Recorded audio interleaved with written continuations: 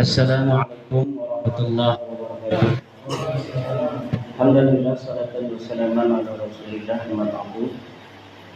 Maka yang saya banggakan Profesor Dr. Manahem Ali dan seluruh sahabat pembicara yang hadir serta para hadirin di tempat yang mulia ini, Mu'alaf Center At-Tauhid yang saya muliakan. Saya akan berbicara tentang nasab alawi yang saya telah simpulkan sebagai nasab yang mardudun batilun ghairu sahihin munqati'un. Nasab yang batal, nasab yang tidak sahih, nasab yang munqati'. Berlandaskan apa saya menyatakan bahwa nasab alawi adalah nasab yang batil, nasab yang mardud, nasab yang tidak sahih, nasab yang munqati'.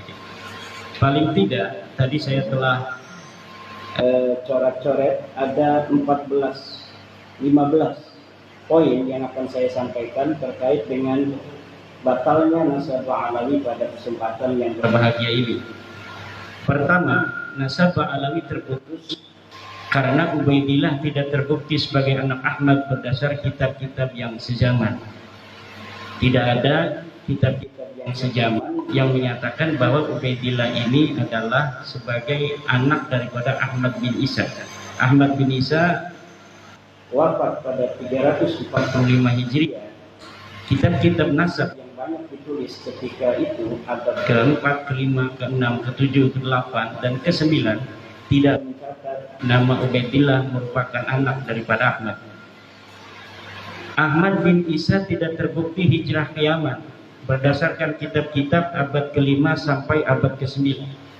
Di dalam kitab-kitab nasab yang telah ada mulai abad ke-5 juga kitab-kitab tarikh, kitab-kitab sejarah yang ada dari mulai abad ke-5 sampai abad ke-9 tidaklah menceritakan, tidaklah mereportase adanya hijrahnya Ubaidillah atau ayahnya Ahmad bin Isa ke Yaman. Bagaimana orang yang tidak hijrah ke Yaman kemudian bisa mempunyai keturunan di Yaman? Yang ketiga, nasab alawi terputus karena Ubaidillah tidak terbukti sebagai anak Ahmad berdasar kitab-kitab sejaman. Oh, ini enggak? Salah ketik ini. Makam Ahmad bin Isa yang ada di Hadramaut baru ditemukan di abad ke-9.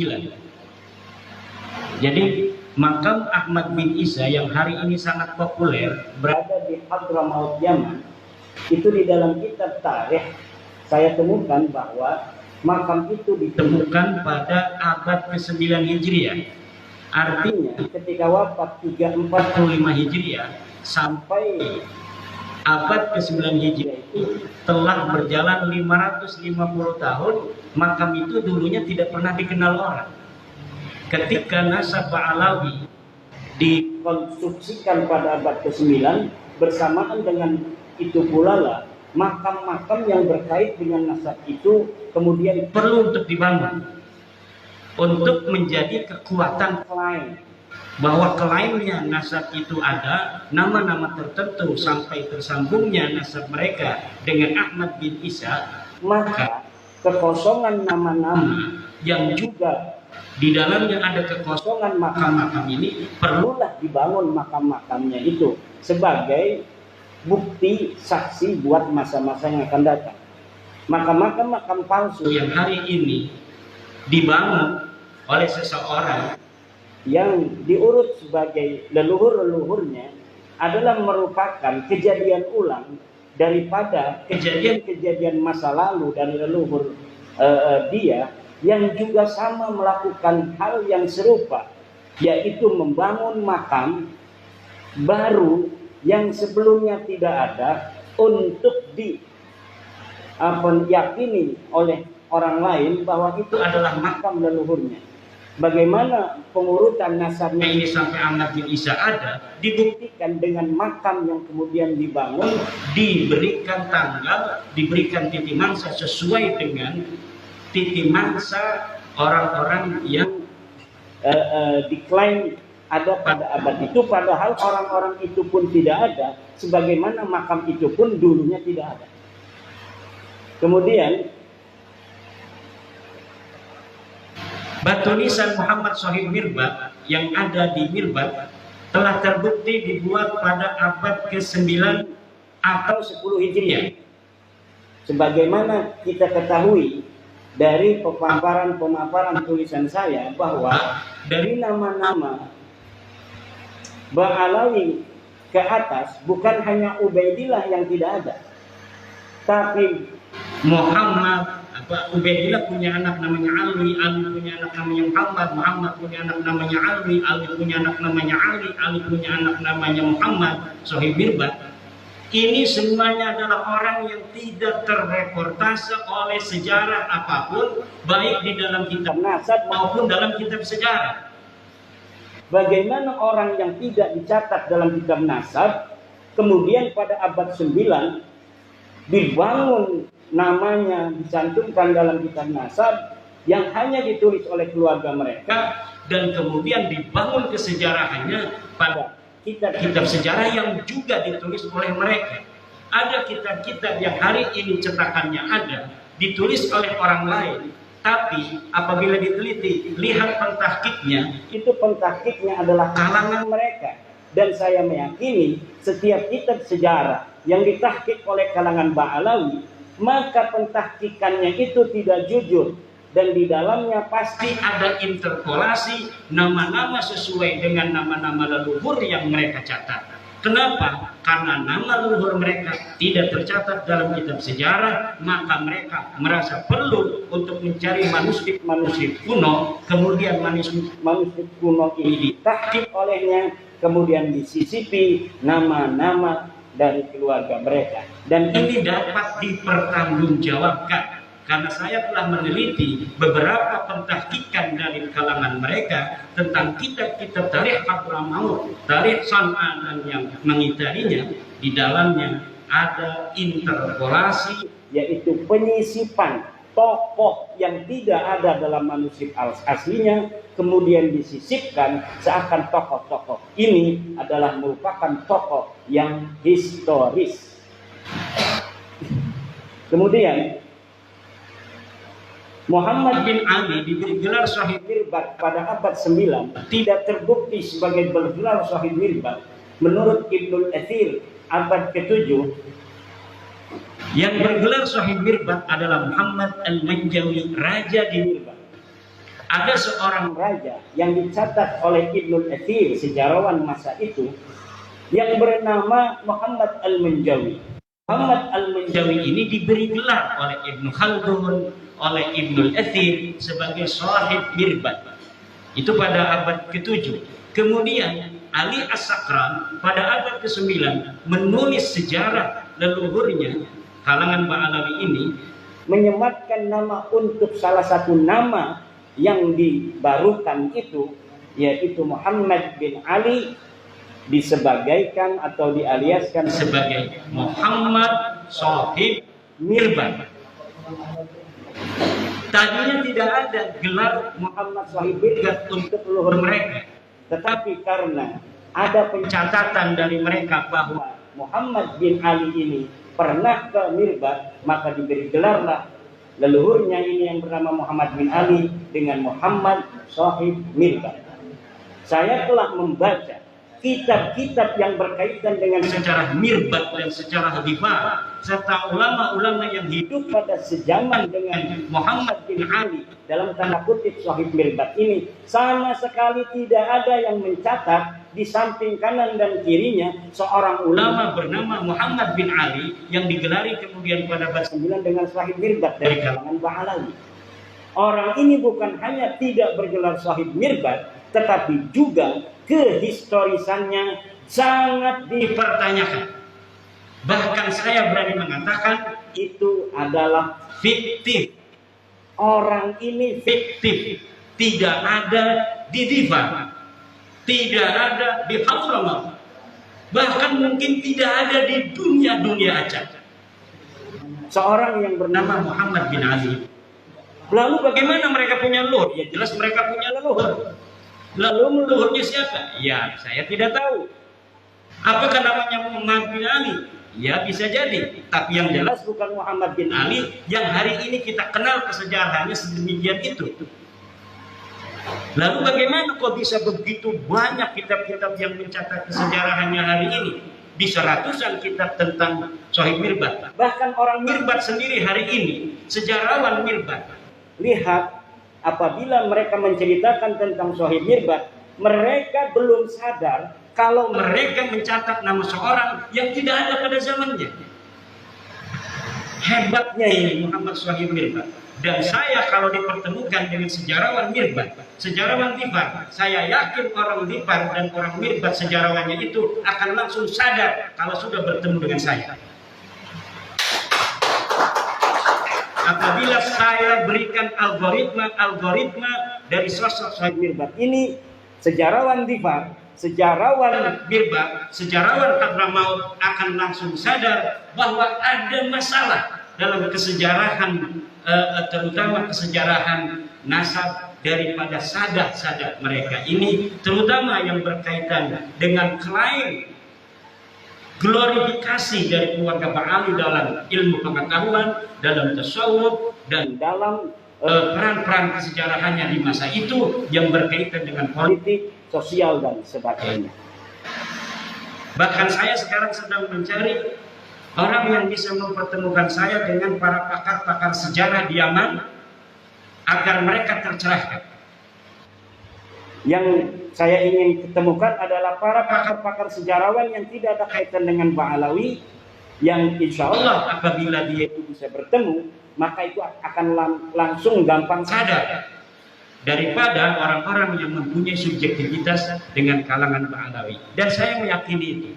Apabila algoritma ini sedikit dibuka, sadar mereka dengan itu, maka sejarah Yaman hari ini yang terbentuk begitu kokoh akan rungkat.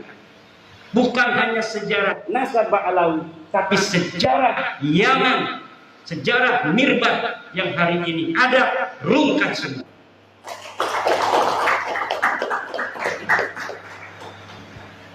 Kemudian Abdullah bin Sohib Mirbat yang tercatat dalam kitab Al-Durar abad 10 sebagai anak Sohib Mirbat yang mendapat ijazah dari Muhammad Al-Qala'i adalah fiktif. Saya telah menelusuri kisah-kisah seseorang yang bernama Abdullah yang disebut sebagai anak Muhammad Sohib Mirbat, yang disebut mendapatkan ijazah dari seorang ulama besar yang tercatat dalam kitab apapun. Bukan hanya dalam kitab sejarah, tapi dalam kitab fikih, dalam kitab-kitab yang lainnya yang bernama Muhammad bin Ali Al-Qala'i. Muhammad bin Ali Al-Qala'i seorang ulama besar di Mirbat yang hidup sejaman dengan tokoh fiktif Muhammad Sohib Mirbat. Ini dikatakan dia memberikan ijazah kepada seseorang bernama Abdullah, Syarif Abdullah. Kemudian Syarif Abdullah ini disebutkan sebagai anak daripada Muhammad Sohib Mirbat Ba'alawi. Saya meyakini nama ini bukan untuk Abdullah bin Muhammad Sohib Mirbat.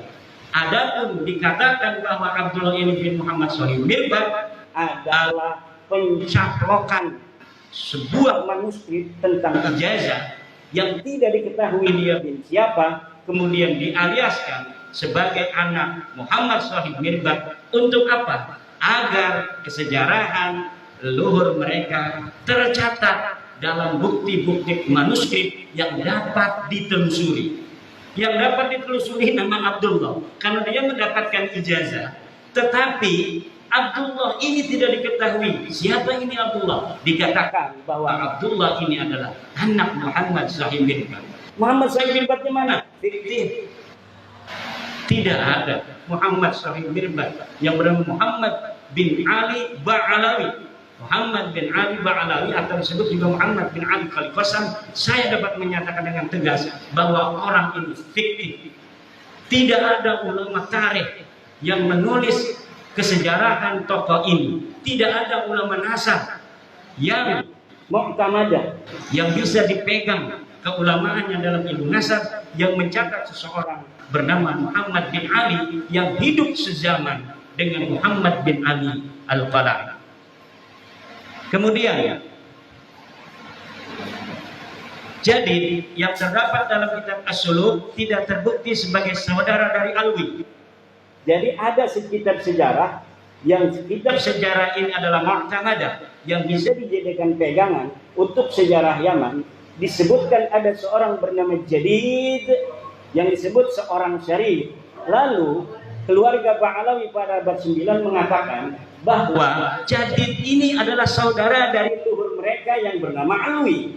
Dengan demikian, kekosongan kesejarahan mereka dalam kitab-kitab tarikh itu mudah-mudahan menurut mereka bisa terpenuhi dengan adanya nama Jadid yang dicatat dalam kitab As-Suluk. Bagaimana caranya? Dengan mengakui Jadid ini sebagai saudara dari leluhur mereka yang bernama Alwi.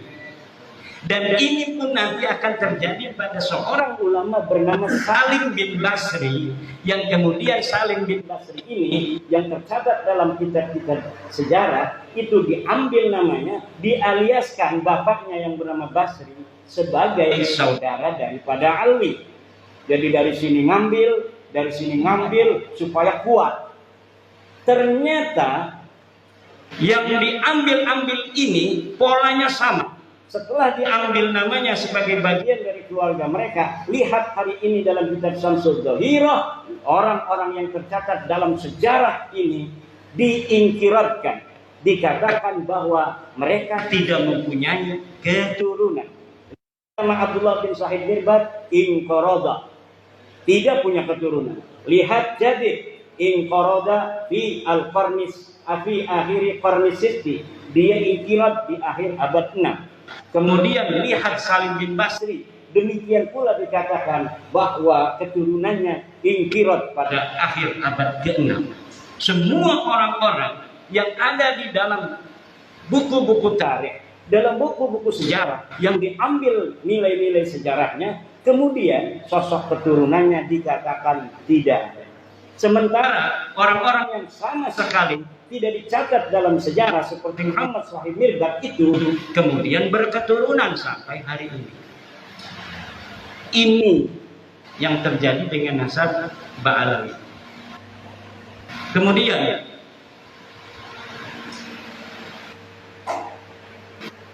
kitab Tarikh Sambal, ada sebuah kitab namanya Kitab Tarikh Sambal pada abad ke-10. Ini mencatat nama Fakih Muqaddam. Menurut peneliti sejarah dan geografi Hadramaut yang bernama Profesor Hussein Saleh bin Isa bin Umar bin Salman, kitab itu menurut beliau adalah kitab jiplakan dari kitab Ibnu Hisan. Nah, kitab yang ada di abad-abad sebelumnya diambil kemudian dijiplak, tidak di atas namakan Ibnu Hisan, tapi di atas namakan orang yang berada di abad 10 yang bernama Syekh Sambal Ba'alawi, tetapi kemudian isinya ditambah. Jadi ini ada pola baru. Kalau pola-pola yang dulu saya temukan, manuskrip dicari, kemudian manuskripnya ditulis, setelah manuskripnya restorasi, kemudian disisipkan nama-nama yang tidak ada di dalam manuskrip asli untuk dicetak, sehingga nama yang tidak ada ini menjadi ada dan kemudian dianggap sebagai apa yang ada dalam manuskrip aslinya. Nah, tetapi yang baru ini di kitab Tarikh Sambal, manuskrip Ibnu Hisan, Tarikh Ibnu Hisan ditemukan, tapi tidak ditahqiq, malah kemudian diambil beberapa lembar, kemudian disusun sedemikian rupa seakan-akan ini adalah karyanya, dimasukkan nama-nama Ba'alawi, kemudian diberikan nama atau pengarang Syekh Sambal. Jangankan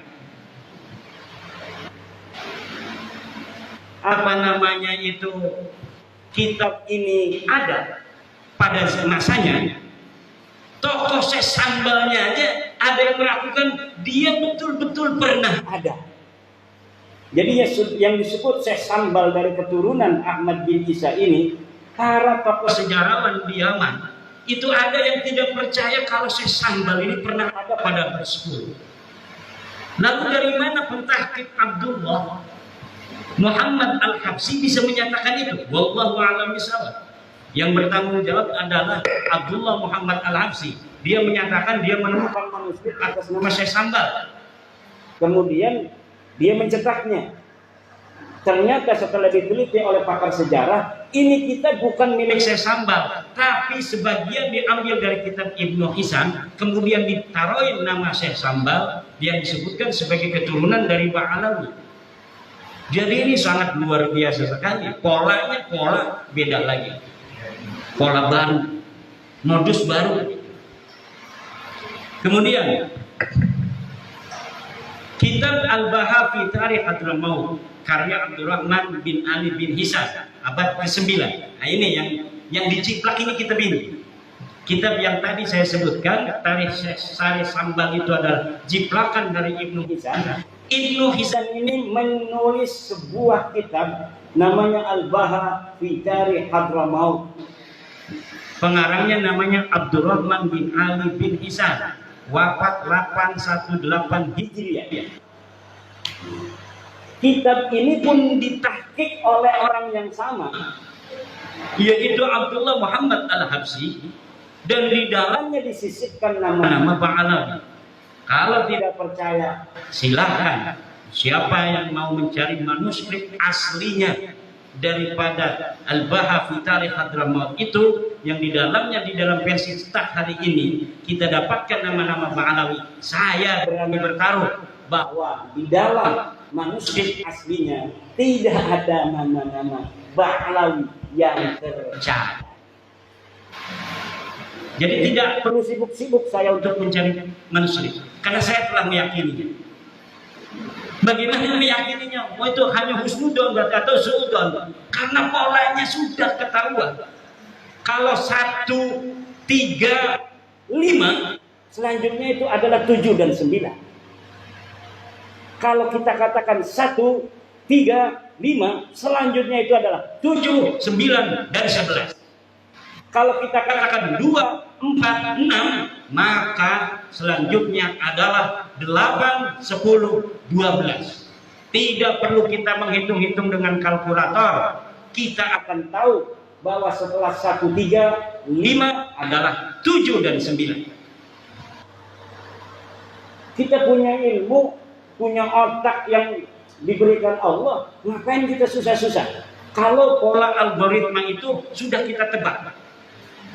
Kalau tidak percaya, silahkan buktikan. Jangan kita disuruh cari manuskrip.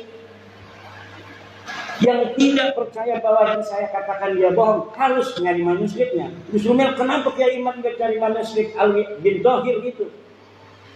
Saya punya kitabnya Al-Majdi, bahwa di dalam Al-Majdi itu bukan bin Al-Hasan tapi Minal Hasan. Lalu Alwi bin Thohir abad 14 dia palsukan, minnya itu dirubah menjadi bin. Akhirnya salah, beda pengertiannya. Kata Gus Umar, Alwi bin Thohir berdasarkan manuskrip yang dia lihat. Mana manuskripnya? Dia tidak bilang dari manuskrip mana. Sementara Al-Majdi ketika mengatakan itu adalah Minal Hasan, itu berdasarkan manuskrip, dan manuskripnya disebutkan dalam mukaddimah. Ini manuskrip ditemukan di Anu, dipegang Anu, ditulis tanggal sekian, tahun sekian. Uqudul Almas itu ditulis abad ke-14 tanpa manuskrip. Katanya mengaku melihat manuskrip, tanpa menyebutkan manuskripnya ada di mana, ditulis oleh siapa dan tahun berapa. Sementara Uqudul Almas ini, Al-Majdi, ketika salinannya itu dicetak menjadi sebuah kitab, menyebutkan bahwa salinannya ditulis pada abad ke-12. Salinannya sekarang ada di perpustakaan Anu, ditulis oleh Mang Anu. Lalu sesuatu yang berdasarkan alamat yang jelas melawan sesuatu di abad 14 yang tidak punya alamat sama sekali, mana yang menang dan mana yang harus dipertanggung jawab. Ini yang terjadi. Kemudian kitab Al-Imam Al-Muhajir, ada sebuah kitab namanya Al-Imam Al-Muhajir, ditulis oleh Muhammad Yashihab, ini ada di Indonesia, dan Abdullah bin Noh, ini seorang ulama di Bogor, ditulis tanpa referensi sejarah. Kitab ini menerangkan tentang tokoh yang bernama Al-Imam Ahmad Al-Muhajir. Semuanya lengkap. Ini binnya anu, belajarnya di anu, pergi ke anu dan sebagainya. Tetapi tanpa referensi kitab pada masanya, bahkan sampai abad ke-9 tidak bisa disebutkan satupun kitab apa yang menjadi referensinya. Lalu referensinya abad berapa? Ya referensi unggulan Ba'alawi, yaitu Al-Burqatul Musyiqah dan Al-Jauharus Syafaf. Hanya itu saja mentoknya. Dengan satu lagi kitab Al-Quran di abad ke-10. Kitab Al-Quran, nah ini yang tadi saya sebutkan, Ba'alawi abad 10, yang menjadi salah satu buku referensi utama nasab Ba'alawi, hanya mempunyai referensi dari abad ke-9, yaitu kitab Al-Burqah dan kitab Al-Jauharus Syafaf. Jadi abad 10 sudah nambah tuh. Tadinya abad 9 hanya ada Al-Burqah dan Al-Jauharus Syafaf. Abad 10 nambah satu namanya Al-Quran. Nanti ada lagi kitab karangan Abu Bakar Al-Idrus, ada 4. Nanti tunggu lagi. Nanti abad 11 makin banyak. Abad 12 makin banyak. Sehari ini ratusan kitab menyatakan nasab Ba'alawi dan sejarahnya. Tetapi semuanya akan mentok dan habis pada abad ke-9. Referensinya tidak akan bisa ngancong ke abad ke-8, abad ke-7, abad ke-6, abad ke-5, dan abad ke-4. Karena memang semuanya is nothing. Orang ini tidak pernah ada.